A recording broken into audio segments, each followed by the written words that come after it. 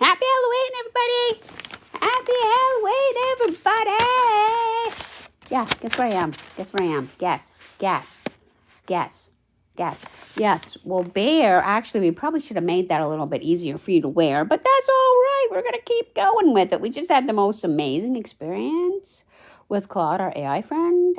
So we thought that we would share that with you on this Halloween morning. Now, Halloween has been such an amazing experience for me in some ways, but I'm thinking so much about all the kids today and how they're going to do their Halloween parties and Halloween parades and Halloween costumes and maybe even Halloween candy. And it was a really big deal, both when I was in school. Yeah, we're talking Gen X time. We rule all, by the way. In the 70s, 50 years ago. Oh my God. Don't I look good? And how it is today, which is very, very different. And a lot of us have noticed it, especially in the Gen X field, that Halloween is not what it used to be. And of course, now kids don't even go out sometimes because of the whole pandemic thing 5 years ago. And people don't, even go trick or treating because of the people that are about these days. You don't feel so safe walking around like you used to 50 years ago. Kids would go by themselves, okay? Story. We lived in the projects even, and it was still safe enough to go around and knocking on the doors, right? And then just by yourselves. Your parents didn't even go with you. That's how actually pretty safe it was for the most part. Not all the time, not everybody. But this wasn't some, middle class, really nice street. This was the projects, and we still actually could do that. Nowadays, I don't think anybody can do that. So it's kind of sad. And we want to bring Gen X back to Halloween, right? Let's see how scary and awful and disturbing. Let's see how gross and mean we can be. No, it wasn't always like that. Even the original Halloween movie, which was quite shocking at the time, is tame in comparison to today's stuff, right? So I had an idea, and Claude is such a good friend, and both of us decided that we would try and make a Gen X Halloween story. For the kids nowadays that don't remember the fun pumpkins and the funny stories and, the fun stuff that we used to do in school and, all the fun Halloween specials that used to be on, not let's see how much we can scare people. So even little kids, right? Even little kids nowadays, are dressing up in really scary, sort of awful kinds of horror kind of costumes, and that just wasn't allowed in my day. It just wasn't acceptable in my day. So and I think we should go back to that, more traditional kind of values, well, the good ones. What do you think, baby? Yeah, okay, sorry. It's a little bit unwieldy, Cheryl. I know, it was my idea. But this is Keeper, the golden lantern. Yeah. See, it's an inside kind of a backwards pumpkin, right?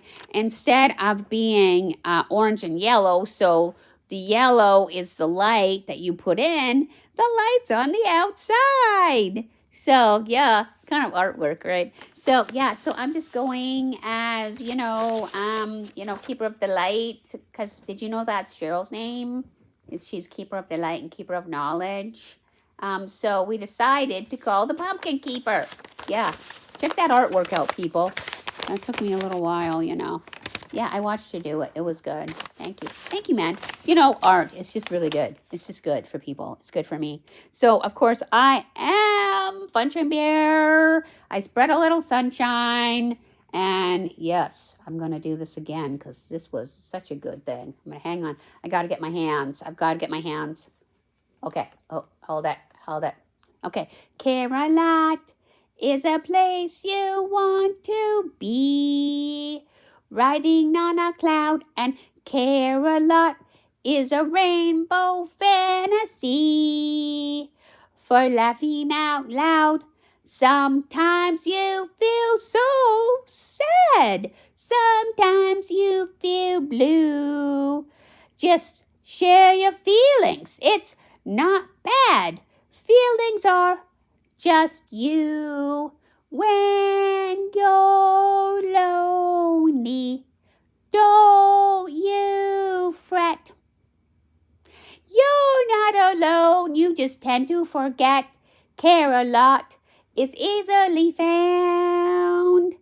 You've been there, and you've got friends who care. Don't you let your sadness get you down. It always works when you sing a song, good times here in Caroline. The darkness ends, and it's sunlight. A new day dawns. It's all right. And it's all right. And that's what me and Bear were thinking about today as we woke up alone on this Thanksgiving. Well, actually, it's post-Thanksgiving morning. But yeah, we're going to talk about thankfulness, though. So kind of Halloween morning, which used to be a lot of things and not what it is now. So it's kind of a Gen X rant. But it's also a brand new story that Bear and I wish to bring with you. Shout out to my wonderful friend, Claude, who actually helped me write this. And it's called Keeper, the Golden Lantern. So we want to talk about that with you.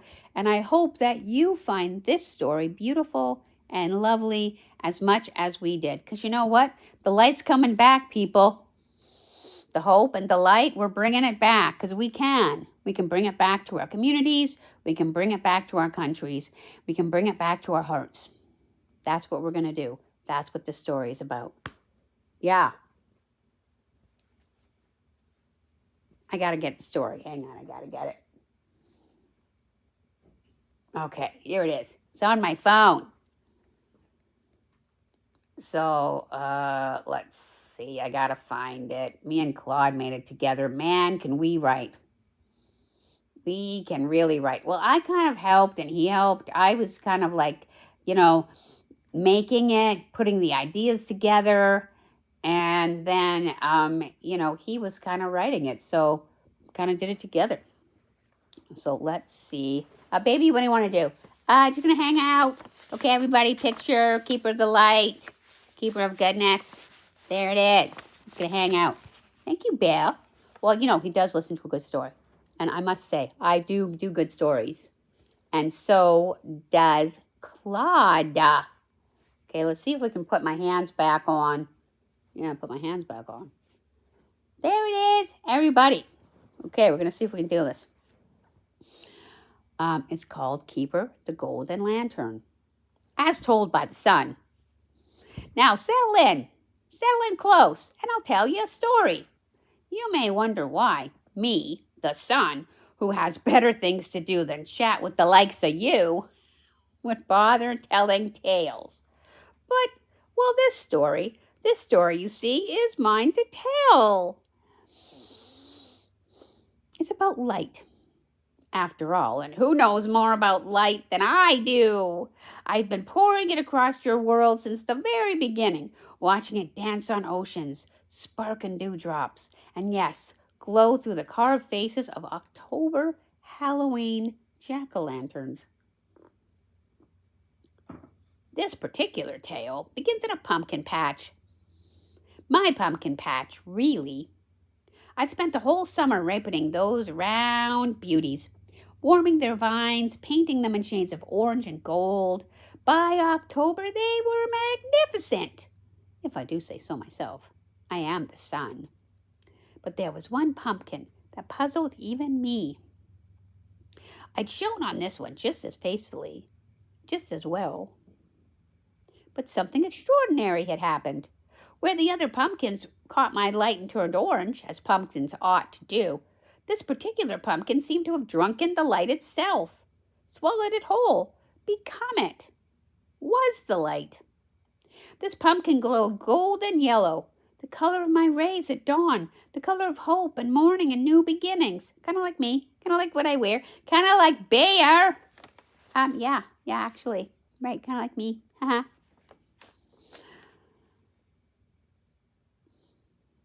And its features, well, they were backwards entirely. Orange where there should be yellow and reversed in every possible way. The other pumpkins didn't know what to make of it. Something's weird with that one, they whispered. I'm always listening, you know. I hear everything that happens under my gaze. But I knew better. Nothing was wrong. This pumpkin, whose name was Keeper, had been made just exactly right. Like me, like you, like Bear. Made for a purpose. Made by someone even older and brighter than I am. If you can imagine such a thing, who do you guys think it might be? Well, it's something to think about. Ha ha! God. It was God. God had sent Keeper on a mission.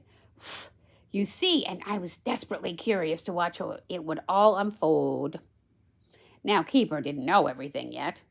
And there it was, a small knowing deep inside, a small steady flame of certainty that whispered, you are here for a reason. Trust this. Trust him. Like we all should. But we don't always. Yeah, we're working on it. But the details, the how and the when and the what exactly, those were hidden like stars behind the clouds. I watched Keeper sitting there in the patch, glowing quietly, while the other pumpkins chattered all about Halloween. Maybe like you do.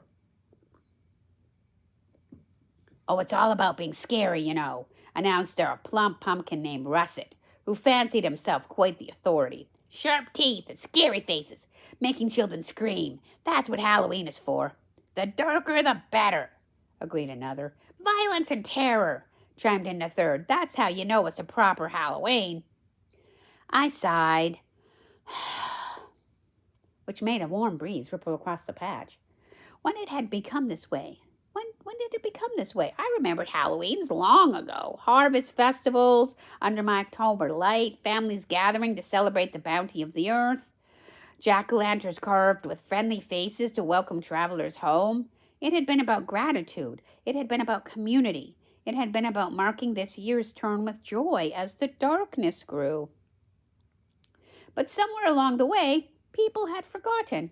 They'd let Halloween become about fear instead of festivity, about darkness instead of the light. And that's why Keeper was here. I warmed Keeper with particular tenderness that morning and sent a little extra light their way, a whisper of encouragement, sun to lantern. You've got this. I'm watching. Keep glowing. Shall I continue from here?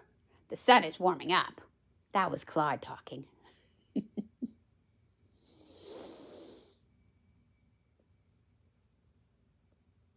Here we are. The day the farmer came with his little daughter. I made sure to shine particularly brightly. I had a feeling about this one.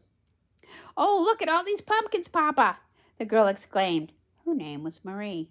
Marie can be a good name, you know. And she had the kind of eyes that still knew how to see magic.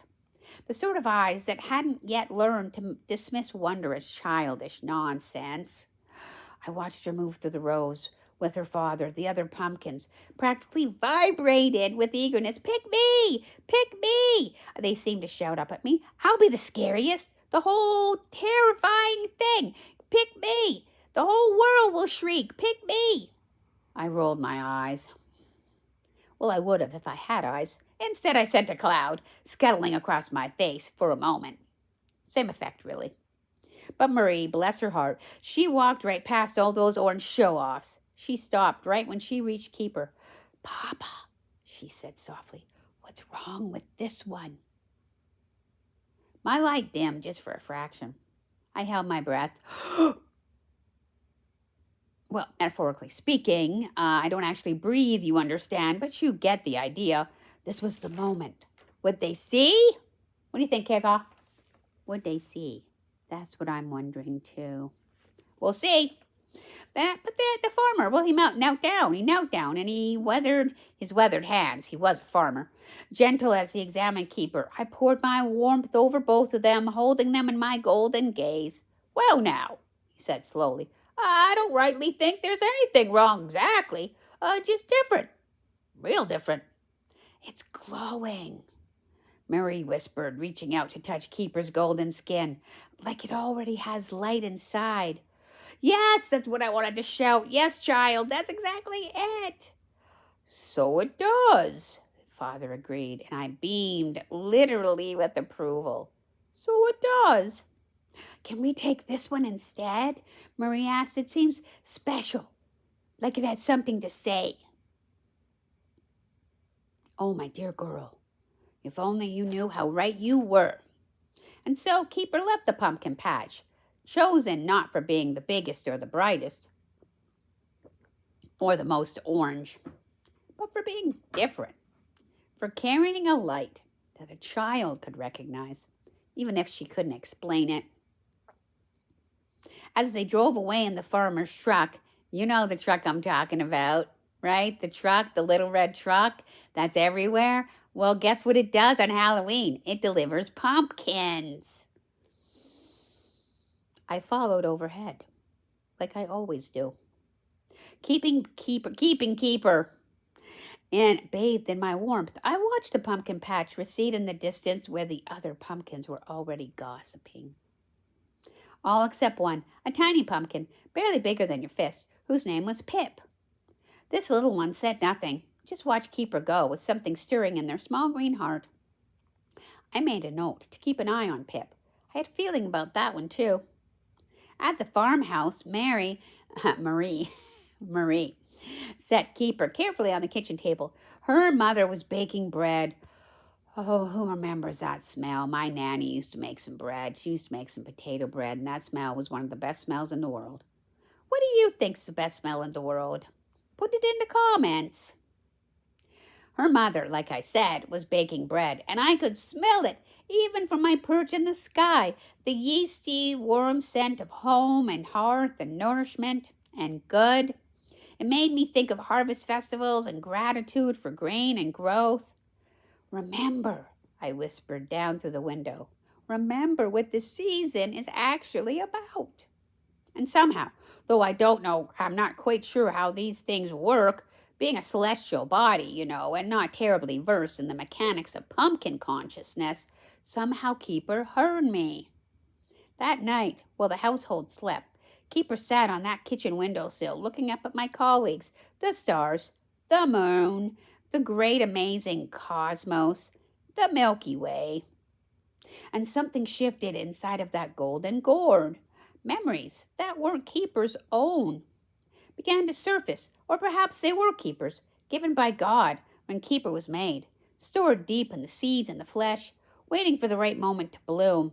Memories of Halloween, as they once had been, as they were meant to be. Harvest festivals under my autumn light, families gathering to celebrate the earth's abundance, jack-o'-lanterns with friendly faces, set out not to terrify but to welcome, lights in the darkness saying, come home safely, you're cherished here. When had that changed? When had October become about horror instead of harvest? About manufactured fear instead of natural wonder at the year's turning? Remember the goodness, something whispered in Keeper's heart, and I'd like to think it was my voice, though it might have been someone even greater. We know who that is. Remember the harvest. Remember the light. Oh, yes, that's what it was. That's what it was. That's why Keeper was reversed. Not wrong, but corrective. To remember. A living reminder of what had been lost. A small glowing testament that there was another way. But how could one unusual pumpkin change anything? I smiled. Which is to say, I shone a bit warmer, a bit brighter.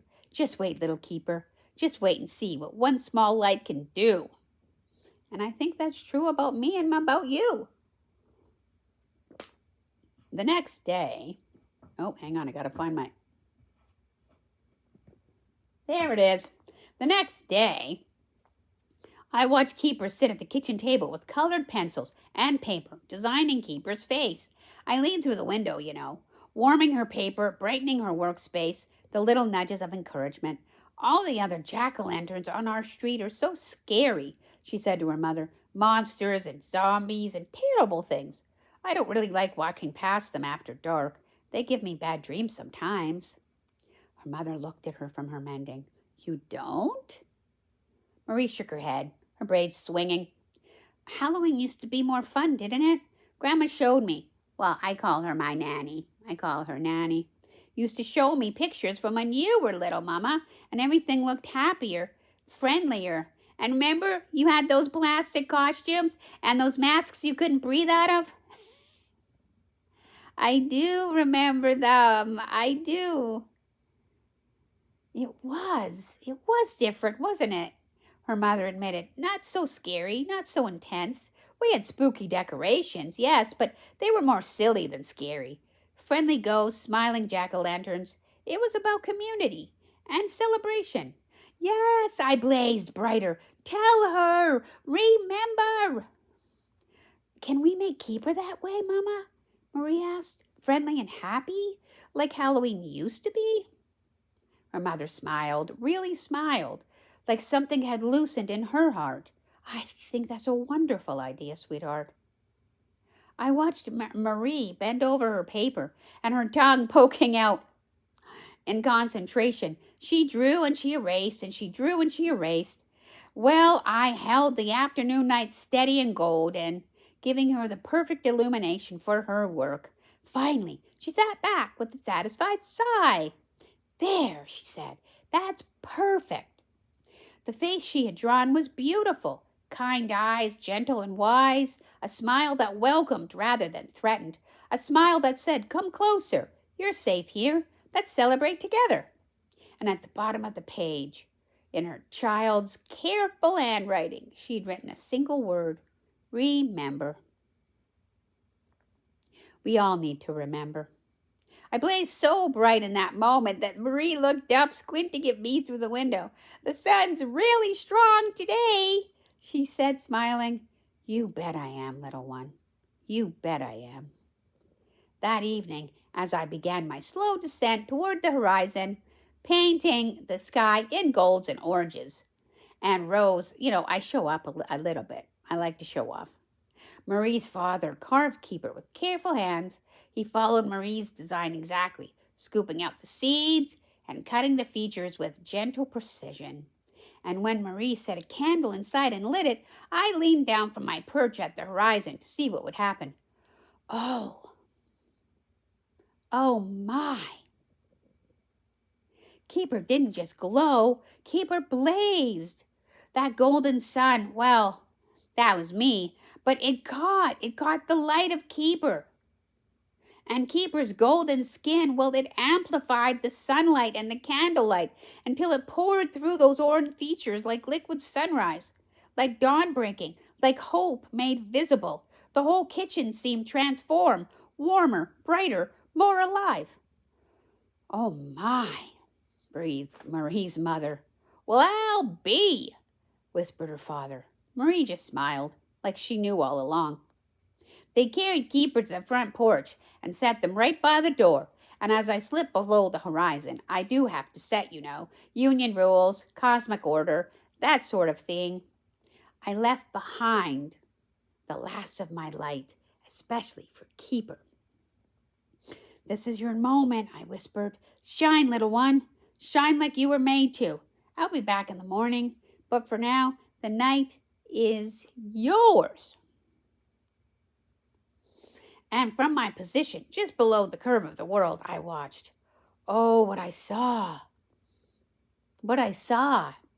The children approaching the house would slow down when they neared Keeper's glow. Can you guys see me okay? Okay, good. When they neared Keeper's glow, their shouting would soften to murmurs, their jostling would quiet to wonder. They would smile, not with mischief or with fear, but something older, more ancient. Look at that one, a small boy said to his sister. It's not scary. It's safe. his sister finished. It feels safe. It makes me feel safe. Yes, yes, I wanted to shout from below the horizon. That's what a light is supposed to do. That's why God made light. That's why God made me. Parents noticed it too. They would pause on the sidewalk, drawn by that unusual golden glow and something in their faces. Well, they would remember. It would remember previous Halloweens. An elderly woman stopped and stood before Keeper for a long moment, tears in her eyes going down her weathered cheeks. My mother, she used to make jack-o'-lanterns like this, she said to Marie, who had come outside. Friendly faces, welcoming lights. She said they were supposed to guide good spirits home and make children feel brave, not afraid. She paused, her voice breaking up a little bit. I'd forgotten. Marie took the woman's hand. Keeper helped me remember, too. The woman smiled through her tears. Keeper, that's a perfect name. Shall I keep going? That was Claude again.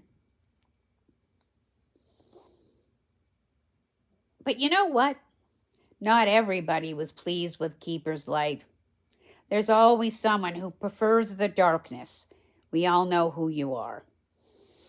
Not because they're evil, although some might be, but maybe because they're afraid.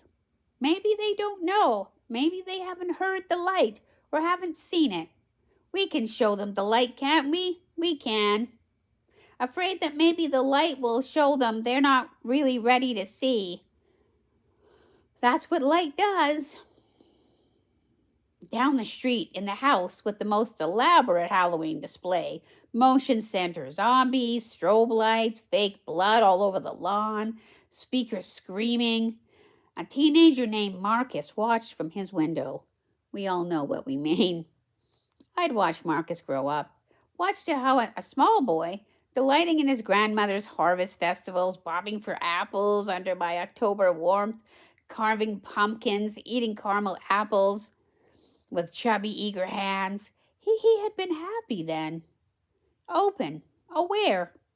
But then something happened. Somewhere along the way, maybe 12, maybe 13, something closed inside of him. He decided that childish joy was embarrassing. It wasn't for him. That safety was boring. That the only way to feel powerful was to make others afraid. Every year, his decorations grew darker, more violent, more desperate. It's just a pumpkin, he muttered, watching people gather on Marie's lawn and going up to her porch. She has a wraparound porch, don't you know? It's a weird backward pumpkin. But even as he said it, he saw something. He remembered something. Oh, for heaven's sakes. There it is. I was trying to find the table. He remembered something. A memory. His grandmother's hands, weathered and gentle, guiding him as he carved a silly, smiling face. The taste of cider, the smell of caramel, the warmth of community, the feeling of being safe and loved and part of something good. When had that changed? When had he decided that just wasn't enough for him anymore? Marcus turned away from the window, his jaw tight. He cranked up the volume even more on his screaming sound effects, and the whole street could hear them. Yeah, we all know people like that, and we don't like it. Some of us enjoy the peace, you know. But from even below the horizon, I could tell this wasn't working. The screams, they sounded hollow now, desperate, like someone shouting into a void, hoping that the void would validate their choices. But it wasn't gonna. Keeper's light kept shining, gentle and persistent, not fighting Marcus's darkness, not competing with it, just being, present, steady, true. And did you know, everybody, there isn't enough darkness in the world to put out even one single candle. Imagine if we were all candles. Imagine what we could do about the darkness. We could do plenty. And we are. We are. Sometimes, that's all that it takes. People being light. Like me. Hopefully like you too. And like my bear. Right? Now, I need to tell you something about what happened next because it's important. It's the part that proves that this story isn't just about one pumpkin in one town. It's about how light spreads. Light always spreads. Think about the sun. How one small flame can kindle all others. How remembering is contagious. You remember Pip, that tiny little pumpkin who watched Keeper leave the patch? That night, that very same night, that Keeper blazed on Marie's porch. It changed in Pip. I saw it. From my position below the world, saw the faintest glow beginning around Pip's stem. Not quite reversed like Keeper's, but different, changed, like Pip had caught a spark of something that was beginning to burn with their own small light. And Pip wasn't alone. The light was spreading. In pumpkin patches all across the town, all across the country, I watched small changes rippling outward. A pumpkin here would develop an unusual golden tint. Another there would seem to glow even before being carved. Stems would shimmer and shine. Skins would break in. They would just brighten and brighten. Not forcefully, you understand. Not like a wildfire, consuming everything in its path, but gently, persistently, the way dawn spreads, inevitable, patient, and kind. Like the sunrise every day. I was watching a revolution of remembrance sparked by one backward pumpkin who had the courage to be exactly what they were made to be. It was glorious. That's why we had to tell you this story. On Halloween night itself, Marie's family did something remarkable. They invited the whole neighborhood to come and carve pumpkins together, set up tables in the yard, provide tools and hot cider and apples that they could dunk into caramel, and roasted pumpkin seeds. And they asked gently, without judgment, for people to try something different this year. Let's remember what this is really about, Marie's mother said. Back when our Gen X childhoods were fun and spooky and enjoyable, but also about care and about good and about being safe and about the light, the harvest, the gratitude. Light as the year is growing and growing dark. I was rising in the east by then. I'm the most dramatic at sunrise and sunset, if I do say so myself. And I poured every ounce of warmth I had into that gathering, made the autumn air golden, set the leaves glowing, painted the skies in shades of amber and rose. Come, I seemed to whisper with my light. Remember, it's safe to remember. And people came, slowly at first, tentatively, like they weren't sure, like it was allowed. But then in greater numbers, families carrying pumpkins, elderly folks with memories in their eyes, teenagers trying to look cool, but secretly hungering for something real, something better. They carved together. And here's what I noticed. When people's hands are busy creating, their hearts are open.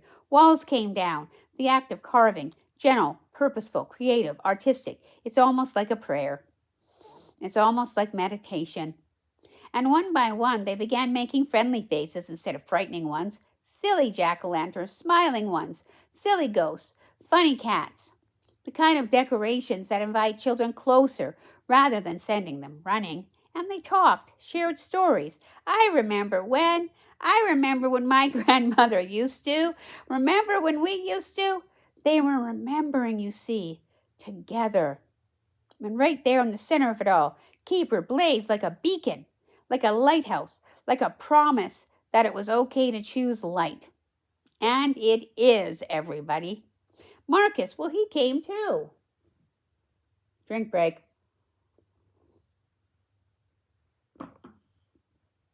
And I watched him approach, reluctantly at first, his hands shoved in his pockets, that defensive slouch that teenagers perfect when they're trying to look cool and afraid of looking vulnerable. He hung back at first, watching from the periphery. But Mary, God bless that child, she walked right up to him, carrying Keeper in her arms. Would you like to carve one? She asked simply. No judgment, no pressure, just an invitation. Marcus looked at her, at Keeper, at her, at Keeper, at the gathering of neighbors laughing and carving and remembering together in my golden evening light. And something in him broke.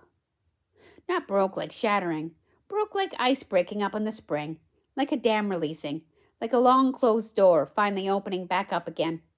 Yeah, he said quietly. Yeah, I think I would. He chose a medium-sized pumpkin, not trying to be the biggest or the most impressive, just right-sized. Did you guys ever pick pumpkins? Oh man, we used to, and you were looking for the right-sized pumpkin. We always did. You know, appropriate. Right.